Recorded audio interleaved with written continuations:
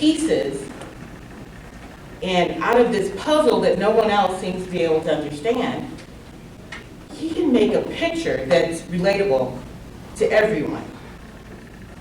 So that's what I like about Monk. And then you can go on and you can tell other facets. How are you similar? What are the things that you would like to be more like, maybe less like, right? Maybe you have too many umbrellas. I know I have like maybe 2. That might be too many, since I don't know where one of them is, right? And you can say, maybe I need to collect less umbrellas. Or maybe I need to leave one in my car at all times. And so when it's raining, I have one in my house and I can take that. Maybe that's why Monk needs lots of umbrellas. Maybe that's not a bad thing. But I don't need 4 like he has. And he lives alone. Right? And so you can say these are good things, these are good qualities that I like, these are things that I can relate to. Your audience would be able to relate to that because they already know the character. And you can also say these are the bad things that I don't want to fall prey to. And guess what? Somebody else in the class might have something a little bit similar. And they'll go, I really like the way that he or she wrote that up. I like that. I like the way that they began that. I can relate. That's the whole purpose of using the characters. Also, to be honest with you, it allows you to hide a little bit, doesn't it? You don't have to put everything out there. You can just concentrate on, 1 or 2 things and leave, no coming out. Remember I said that? No coming out. You're not going to come out. Did I tell you that? You remember? Okay, we don't come out in class. When I say come out means we don't make any grand declarations about who we are. So, I'm not going to walk into class and say, I am heterosexual. Right? Okay, great. Good for you, right? And you don't want to come out and go, I've always dyed my hair red. Because red is my favorite color because it reminds me of blood. And then you go, what? It started out real nice. Red is your favorite color, but you're not talking, whatever fetish you have on blood, babe. No, it's not appropriate to class and stuff, right? So if you've got issues that are very, very strong and potent in your heart and your mind, always remember it is a college classroom. We will get to know each other throughout the semester, but this is not a family that you're married to. So you're telling people things, but they don't need to be very, very personal things. That's not necessary, nor is it expected. If I find that you're heading into trouble, because I've actually had someone have a complete and utter meltdown in class, which is why I made up that rule for my classes, he decided to just tell his life story, and he brought in a guitar because he was just going to teach us, I play the guitar, and this is a song that I wrote for my friend who died, but it evolved into something completely not related to the friend, but a personal issue that he felt very strongly about. And he had a bad breakup over the weekend, and he decided to declare whatever he declared. Okay? Which was not appropriate for the classroom. So we don't want any of that. We want everybody to feel comfortable, that not just, the speaker, but the audience members as well. All right? Now, I need someone's book. Whose book can I have today? And we're going to play, because I actually brought some markers. Yeah, we're going to play today. So I think that'll be a lot of fun. What do you think? All right.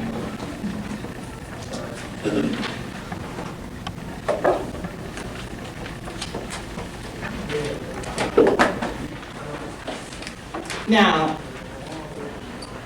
one of the things that I want us to do is play with the outline today, right? Because before we can make up our presentational aid, we actually have to think through what we want to say in our speech, right? And so today, we're going to have people playing on the board. I have a fresh set of markers. There are 4 different colors.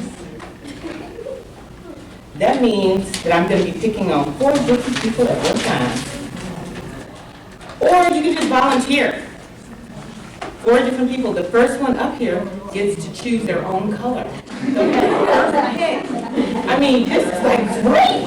You got red, you got green, blue, and black. Who's coming? Who's coming? Before I start pointing. Well, what is it that? We're playing with the outline. Thank you. 1 brave soul. Do I have to? Can I get the second person? Oh, we got 2. Can I get 3? Third person. Third person? I'm up here sing-songing to y'all, and you just sitting there. Okay. Lady in the back. I know. You have such an open and inviting face. I couldn't resist. Right? Okay. I see somebody that actually has their hand up, and they were like doing like this. They had, and then they did like this. And they did red. Red. Someone's favorite color is red. Not because of what we talked about before. It's just they love the color red, and they want to impress people with red. Really? Oh, thank you so much for volunteering. Yeah. Let's give our volunteers a hand, y'all. Brave souls that they are, brave souls. Okay. So who said they printed out the outline? Because you're going to be the coach. Oh, So when we looked at the outline, there are some very specific parts, right? So what is the very first thing that is on that outline? It's the very first heading. before you begin your outline, you want to know something? The first heading. What did you say? Start with something. Ooh, now those are the directions. That's how we're working with it. Okay. Okay, so here is the outline for a minute that you have up.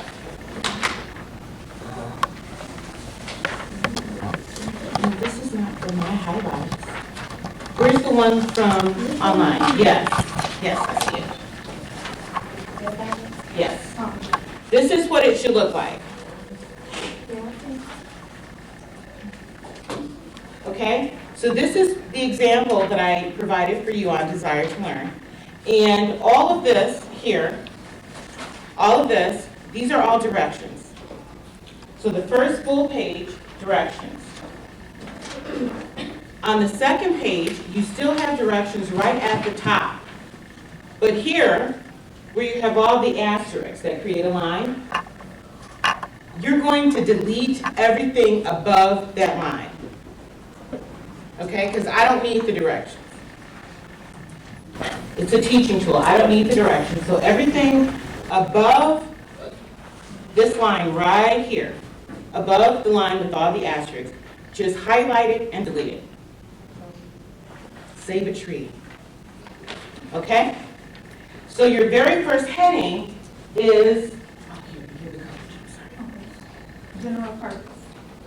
Okay, and so when we're talking about general purpose, who's going to write general purpose? So someone's going to write the general purpose.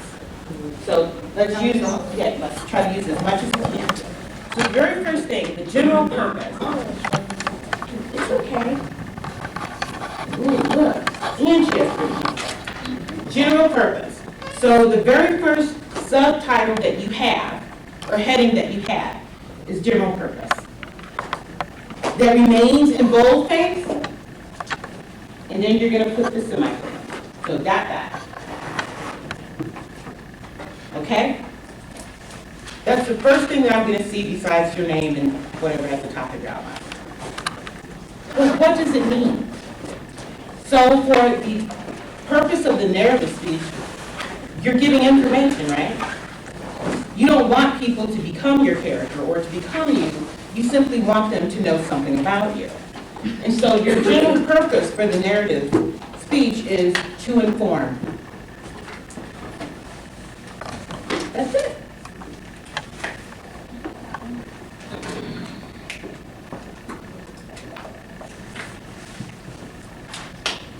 Thank you.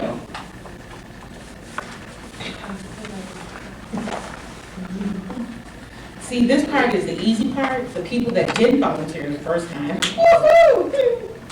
Just joking. Okay, so what's the second thing, right? What's the second thing, Coach?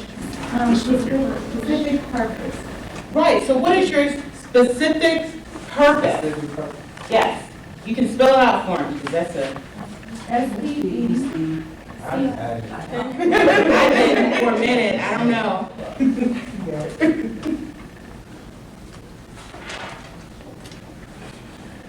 That. Yeah, you gotta use that semicolon.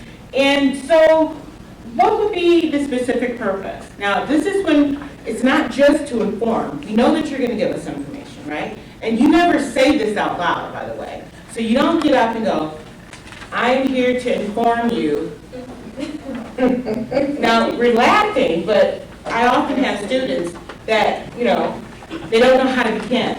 And so one of the ways that, we're working today is we're going to learn how to begin, right? And so the specific purpose is exactly what kind of information are you going to be giving, right? So your specific purpose, raise your hand. How would you word that for the narrative speech? You can say exact information. Okay, so let's pick a character or a flower or whatever. Pick something. Winnie the Pooh. So what about Winnie the Pooh though? Because we know it's Winnie the Pooh. So your specific purpose is to talk about Winnie the Pooh. Why? I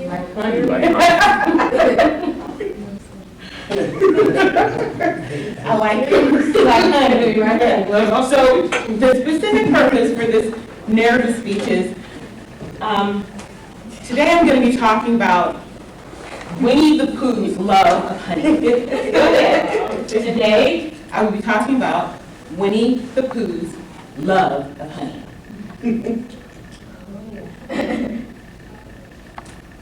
Right? And so that's a lot better than I'm going to inform you. Because we know that, right? And so here we are. It gives the audience a clear direction. So this is really the first thing that you can actually say. Love honey. Yeah. Love honey. And he does love honey, doesn't he? You might love honey a little bit too much, don't you think? I mean, do you remember Winnie the Pooh and his love of honey? How many empty pots of honey does one little tiny bear need? He ain't tiny. Okay, right? And so, he loves honey, but he ain't go too small. He's not little. Right, so what's the next thing, Coach? Central idea. So what is the central idea? And so, central idea. And so now we know that we're going to be talking about Winnie the Pooh's love of honey. The central idea around that love of honey is... No.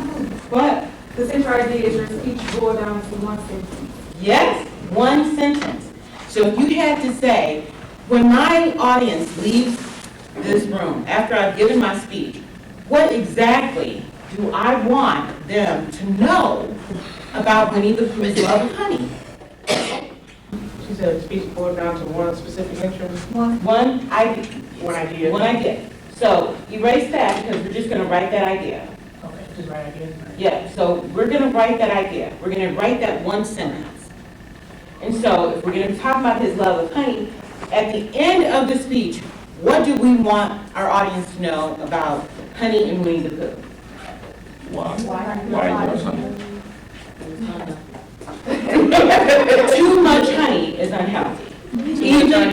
Right, so the central idea is too much honey is unhealthy, even for a honey bear.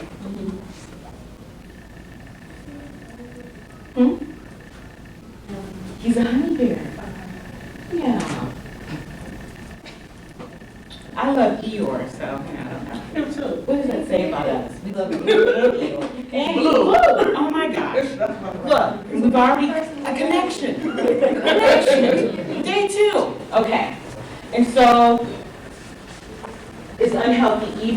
honey bear. You part of it? Yes, because it has to be a complete sentence, right?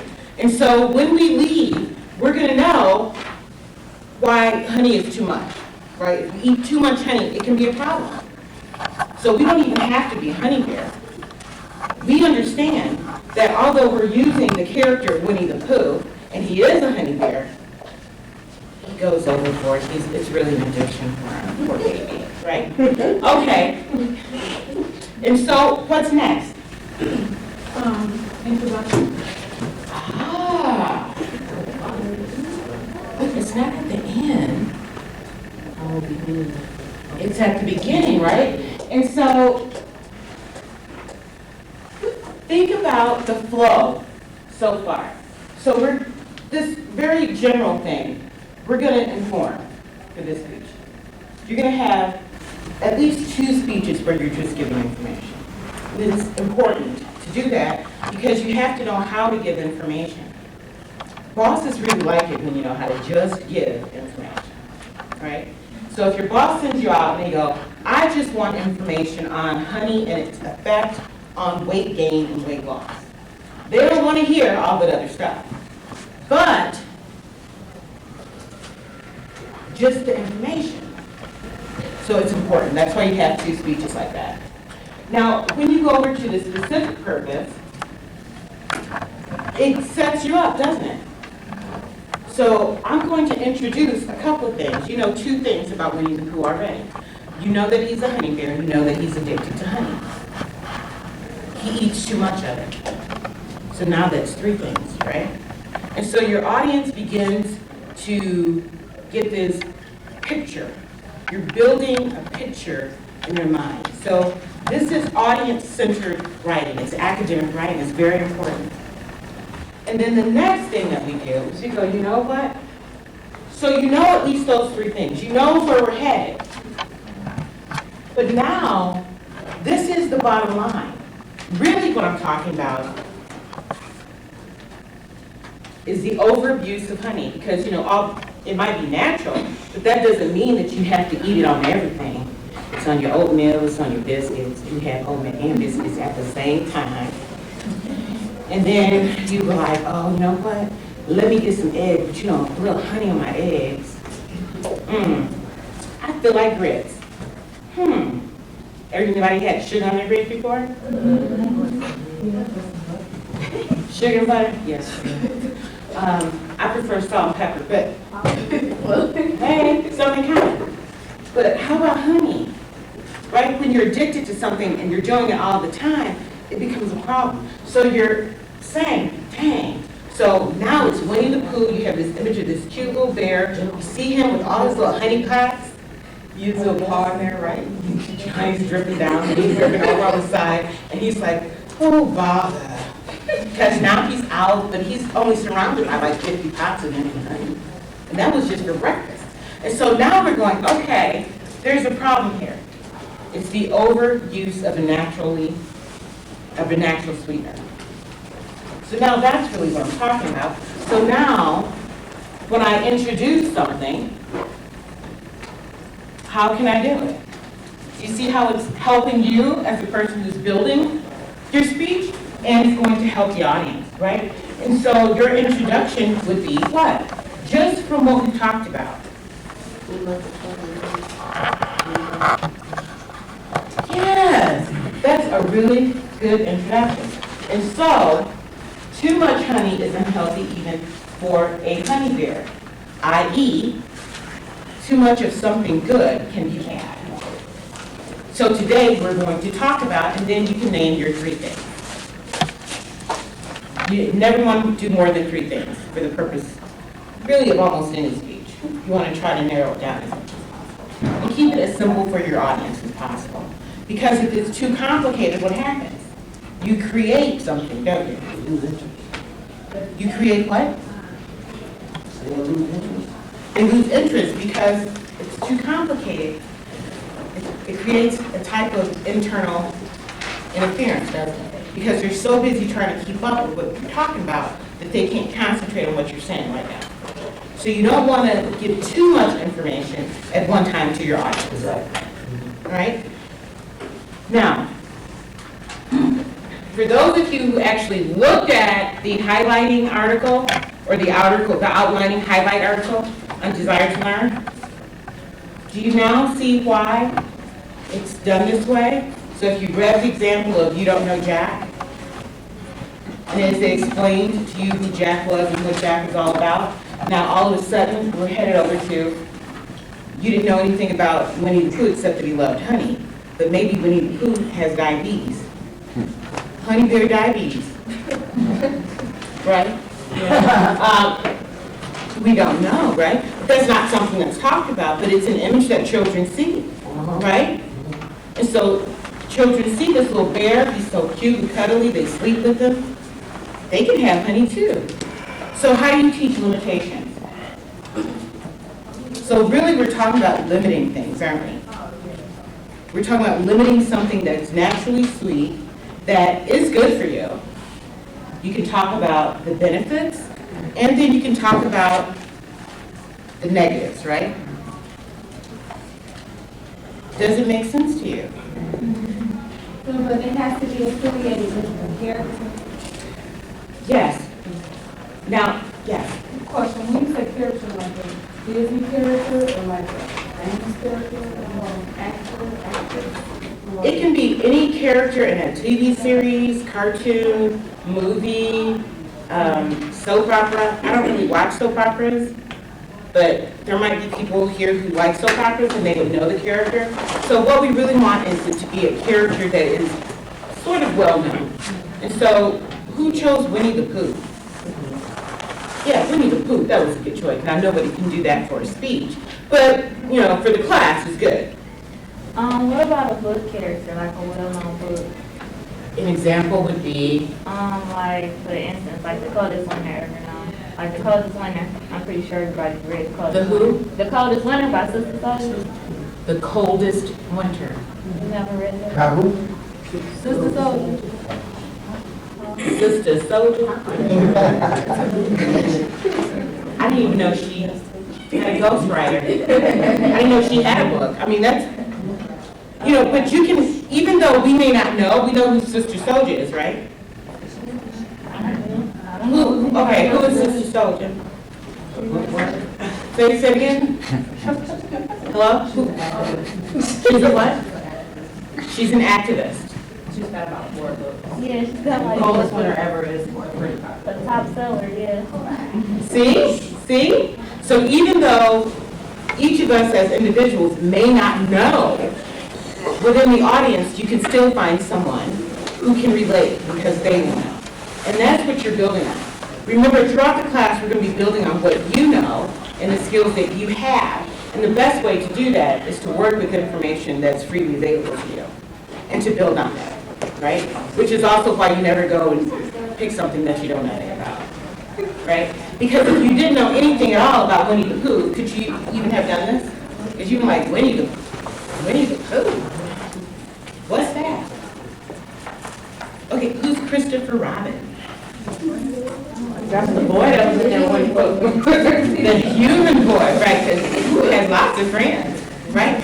And so here we are, right? So we know this and we can understand this, right?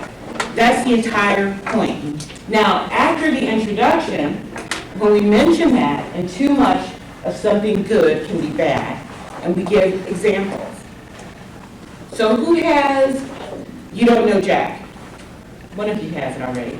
You have it in front of you. So why don't you read off, or take turns, you can pass it around, reading off from the outline about Jack. That's on the last page, right?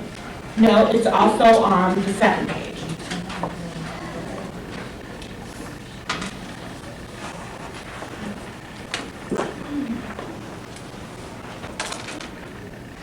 Where it says, I interviewed Jack in class. I interviewed Jack in class. Wait, hold on. You wanted to start it? No, I was saying, because she was looking for me, I was about to say this. You're so sweet. All that help in class. Okay, go ahead. I interviewed Jack in class and spoke with him on the phone. Before the interview, I didn't know Jack. Now I do.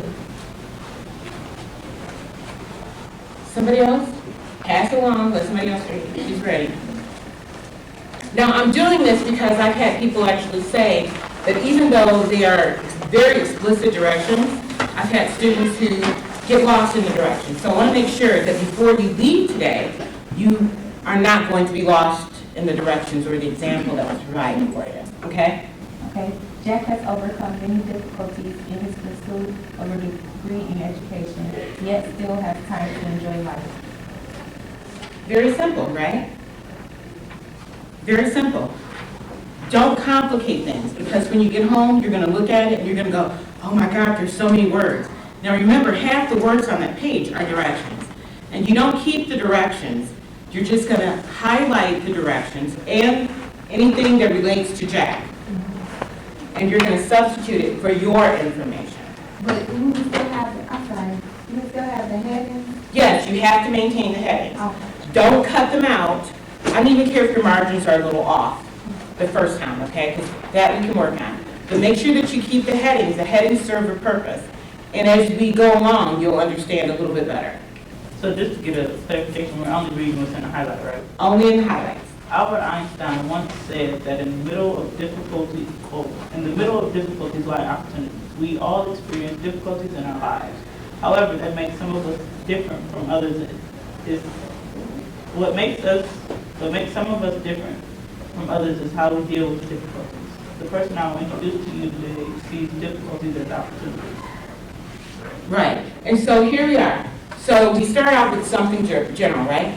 You talk to Jack in class, right? You didn't know Jack, but after you talk to Jack, you know him.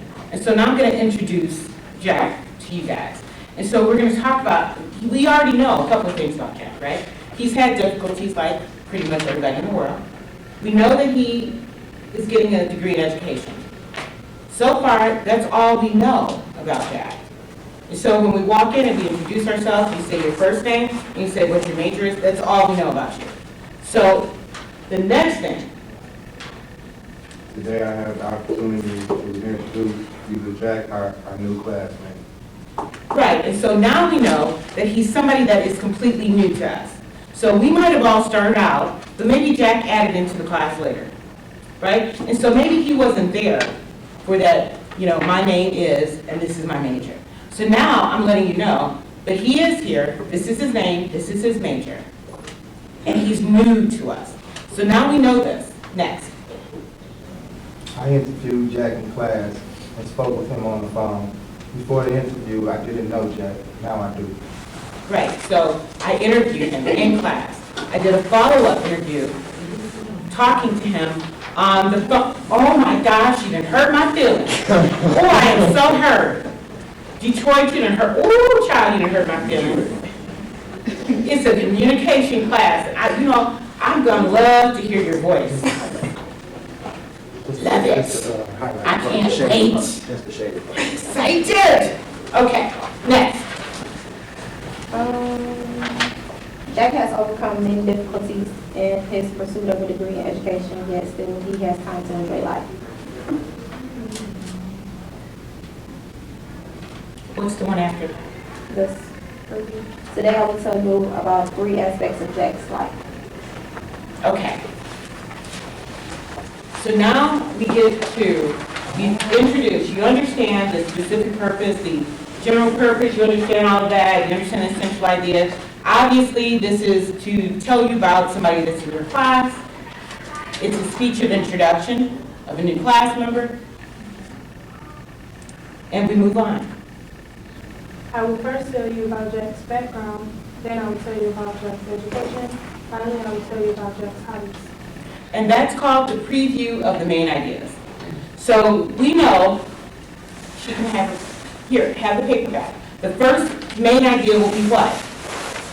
I will first tell you about Jack's background. So his background is the first thing. That's the first main point. Second main point, Then Jack's education, education. Third point, Jack's hobbies. aha, you see? So that is the preview of the main point.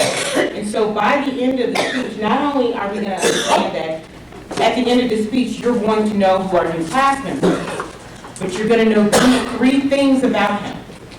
These 3 very specific things, so that the audience knows exactly what you're going to be talking about.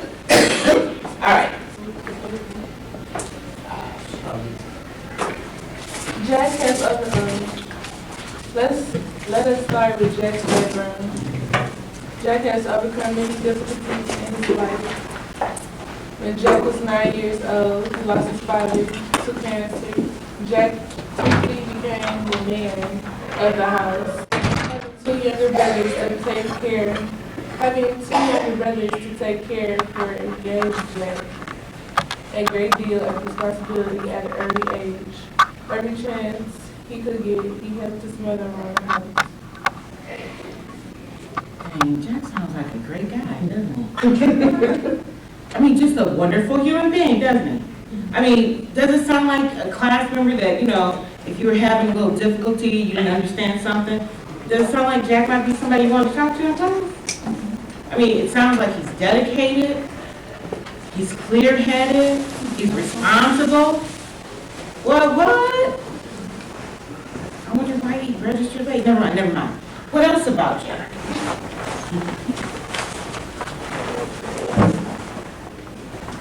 Now, we know a little bit about that background, anything about it. Exactly. Okay. Do you see how you're supposed to set it up? Does it seem clear and clean? Keep it clear and clean. Yes. So we plugging in our character into the outline, Yes. We will. but is that just for the outline or maybe our speech? Say that again. Is that just for the outline or is that gonna be our speech? Like, That is going to direct your speech. Now, the outline serves a couple of purposes.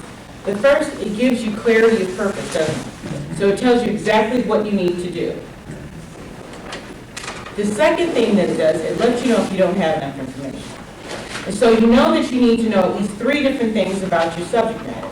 So if we're talking about Jack, we're talking about his education, we're talking about his background, and we're talking about, you know, whatever he wants to do in the future. That's wonderful. Those are the things that we want to know. You have a question? I got kind of stuck, like, Okay. so when you find your characters, like, is you taking on, like, the characters, like, what the characters, like, we ain't talking about the person. You know, replace our name with that person's name. I'm not quite clear. You said 2 different things, and I'll tell you, it was a little confusing. I think the first thing you said was, do we substitute our information in the outline with our character's information? Or are we going to be focusing on our information? Is that what you're saying? Right. Okay, it is your information. Right? Now, Winnie the Pooh is the character that we used up here as Right. an example. But in the end, we were talking about an attribute of Winnie the Pooh, right? His use of honey, his overuse of honey. And so we're not talking about just Winnie the Pooh, the character. We're talking about an aspect of Winnie the Pooh that we want to explore more because maybe we use honey too much. Or maybe we know somebody in our family that, you know, reminds us of that little honey bear. You know, Sister so-and-so who comes over to your house on Sunday afternoon after church to have dinner with your family and all she ever wants is some old syrup. What? We're having chicken. You gotta have a little honey on your, no you don't. You know you have biscuits with the chicken. You got cornbread? Yes. And greens. You got some honey? Cornbread, honey? Okay. Sister so-and-so, really what we're talking about is that. It's about our relationship. So instead of Winnie the Pooh, we could put Jack eats too much honey. These are the negative effects of honey. These can be some of the positive benefits. This is how I use honey or I don't use honey. Do you see what I mean? So although we're using the character as a referent, right, we're going to refer to this character and say, hey, this is a character that we can all relate to. They already know the backstory a little bit.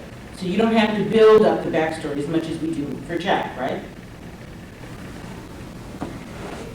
And we can get to the point pretty quickly, can't we? And so, who is your character? Just make up one, not a real one that you're going to use. Or you make up one? Yeah, you know, just not a real one that you're going to use. Hulk Hogan? Who? I guess Hulk Hogan. Who? Hulk Hogan? Hulk Hogan. I'm sorry, I'm just really shocked. I haven't heard that name in so long. I'm just amazed. Hulk Hogan, right, and so if you were to use Hulk Hogan as a reference, what is it about Hulk Hogan that you want to talk about? What is your central idea? What would be the last thing that you want your audience to walk away with? You want them to know this by the end of your speech. They don't know anything else. What would be your central idea about Hulk Hogan? I guess you changed the wrestling industry. Okay, so your central idea is Hulk Hogan changed the wrestling industry. Okay, that's your central idea. That's what you want them to know, that he changed the industry. And so when you do your preview, as on right here, right before you, your introduction, right before you go into it, you have your preview of your main points. When we mentioned the three different things, his education, his background, and I can't remember. Hobbies, okay? So we already know that before we get, our introduction, Hulk Hogan changed the wrestling industry through whatever, however he did it. So it's important for us to talk about what wrestling was before he became part of the game, the types of activities in the industry that created such a huge phenomenon that became so popular, and last, what does he do now to continue to encourage people to live a healthy lifestyle? Is that better? Yeah, I got it. Okay. Yes. So I think maybe what he was trying to get at, because it's kind of related to like what my question was, is in the beginning, when we talked about doing this speech, we talked about doing it about ourselves, that it was supposed to be an introduction to ourselves, and we were to bring a character. Yes. So it's basically what you're saying, the character that we choose needs to be something that relates to us, so that we can talk about ourselves, but really use the character. That's Yes. kind of what you're getting at? Exactly. I understood that. I was just making sure I don't put my name on somebody else. I was unsure, that's why I said it, because I was like, Did you say you wanted to make sure you didn't put your name on I mean, somebody like, else? if I come in and get a speech and I go to talking about the speech but the whole time, all this stuff this character that did, I'm saying I did. Oh, no. Yeah, so I thought I was trying to, okay, but I understand. what Because you're saying. otherwise I'd be Oprah. Right, I know that's right.